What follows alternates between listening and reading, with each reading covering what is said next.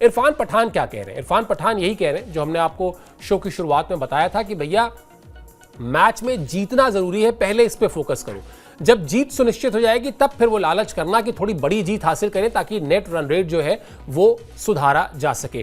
कहीं बड़ी जीत के लालच में ऐसा ना हो कि गलतियां कर बैठे और फिर जिस जिम्बाब्वे ने 2 बड़े उलटफेर किए हैं कहीं वो एक बड़ा और उलटफेर ना कर दे। तो बेहतर होगा पहले जीत पर फोकस किया जाए। क्या कहा इरफान पठान ने, आपको दिखाते हैं कि क्या उनकी राय है। मैं इस बात की उम्मीद करता हूं कि नेट रन रेट के लिए खेलने की बात मैच की शुरुआत में ही खिलाड़ियों के दिमाग में नहीं आनी चाहिए।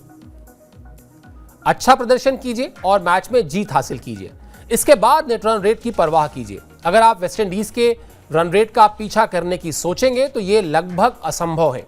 T20 फॉर्मेट में जिम्बाब्वे या वेस्टइंडीज की टीम को 100 रन के अंतर से हराना आसान नहीं है। मैं ये मानता हूं कि अगले दोनों मैच में भारतीय टीम की पहली प्राथमिकता जीत होनी चाहिए।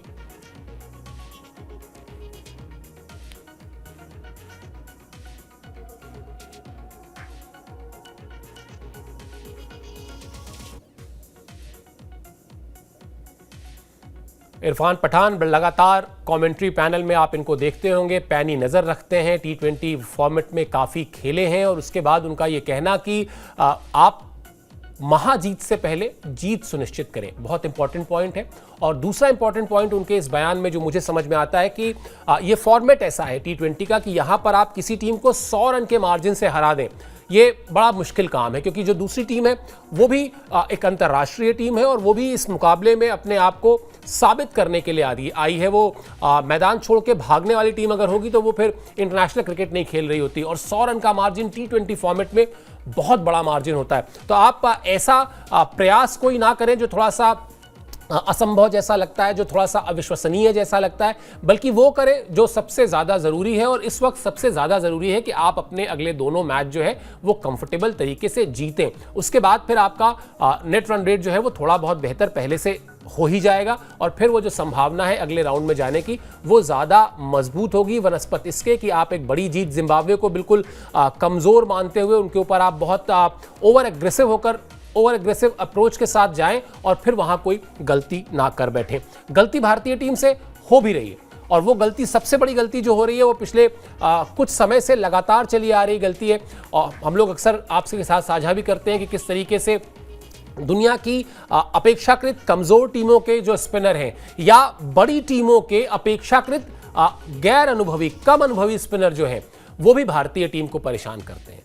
इस T20 वर्ल्ड कप में तो और बड़ी समस्या आ गई। इस T20 वर्ल्ड कप में समस्या ये आ गई कि ऑफ स्पिनर भारतीय टीम को बड़ा परेशान कर रहे हैं। क्यों? क्योंकि भारतीय टीम पिछले कुछ सालों से कहना चाहिए बहुत सारे बाएं हाथ के बल्लेबाजों को लेकर उतरती है। वो एक सेट पैटर्न का क्रिकेट खेल के उसने 12 मैच लगातार जीते T20 फॉर्मेट में ICC के टूर्नामेंट पे। इसके अलावा जो T20 की सीरीज हुई उसमें सूर्या की कप्तानी जब से कर रहे हैं, सूर्या लगभग 1 साल से थोड़ा ज़्यादा हो गया, कोई सीरीज सूर्या हारे नहीं। लेकिन अब वो जो फॉर्मूला था बाएं हाथ के बल्लेबाजों को खिलाने का, बल्लेबाजी को थोड़ा डीप करने का, थोड़े ऑलराउंडर्स को ज़्यादा खिलाने के फैसिनेशन का, संभवतः वो थ्योरी डिकोड हो गई है। और वो जब डिकोड हो गई है तो फिर विरोधी टीमें जो है उसके हिसाब से तैयारी करके आ रही हैं। इसीलिए आपने देखा होगा कि विरोधी टीमों ने शुरुआती ओवर्स में ही, पावर प्ले में ही ऑफ स्पिनर को लगाया भारतीय टीम के टॉप ऑर्डर के खिलाफ और उस ऑफ स्पिनर को कामयाबी भी मिली है। अपडेट आपको दिखाते तो ये कहानी, ये तस्वीर और साफ हो जाएगी। अब इससे बचने के लिए भारतीय टीम ने क्या किया है वो खबर आपकी स्क्रीन पर है। ऑफ स्पिन के जाल की काट के लिए जो नेट सेशन हुआ भारतीय टीम का, उसमें 5 खिलाड़ी बुलाए गए थे। स्थानीय ऑफ स्पिनर बुलाकर भारत ने अभ्यास किया। बाएं हाथ के बल्लेबाजों को स्पिनर्स ने कराई प्रैक्टिस। टॉप 8 में भारत के पास 6 बाएं हाथ के बल्लेबाज हैं। अभिषेक शर्मा ने बल्लेबाजी के बाद गेंदबाजी भी की। बल्लेबाजी में इस सीरीज में अभी तक, इस टूर्नामेंट में अभी तक अभिषेक शर्मा का बल्ला खामोश रहा है। बहुत ही बुरी फॉर्म से गुजर रहे हैं, लगातार डक पे डक निकल रहे हैं। उसके बाद फिर एक पारी में कुछ रन बने भी तो बहुत ही नाकाफी थे, लेकिन वो अप्रोच बदलने के मूड में नहीं दिख रहे। वो अपना जो तरीका है उसमें स्लाइटली चेंज करने के मूड में नहीं दिख रहे हैं। गावस्कर उनको हर मैच के बाद ये सलाह दे रहे हैं कि पहले 1 रन बनाइए, उसके बाद वो चौके छक्के अपने आप आपके बल्ले से निकलेंगे। लेकिन अभिषेक शर्मा अभी उसी जोन में है जहां जाते ही विरोधी टीम के गेंदबाज पर अटैक करना है। संभवतः भारतीय टीम ने अभी भी उनको ये कह रखा है कि नहीं, हमको आपसे वो संभली हुई बल्लेबाजी नहीं चाहिए।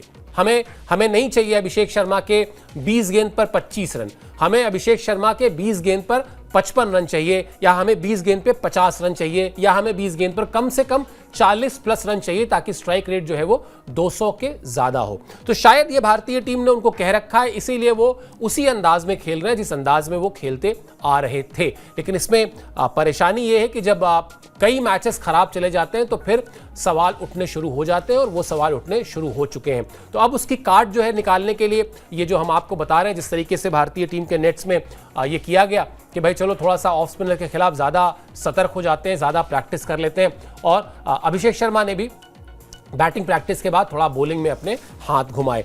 एक आइडिया इरफान पठान का है। इरफान पठान कह रहे हैं कि सूर्या जो है वो अपने आप को नंबर 3 पर प्रमोट कर सकते हैं। इससे क्या होगा, अभी जो मैंने आपको बताया कि टॉप ऑर्डर में भारत के पास बाएं हाथ के बल्लेबाजों की जो फेहरिस्त है वो लंबी है।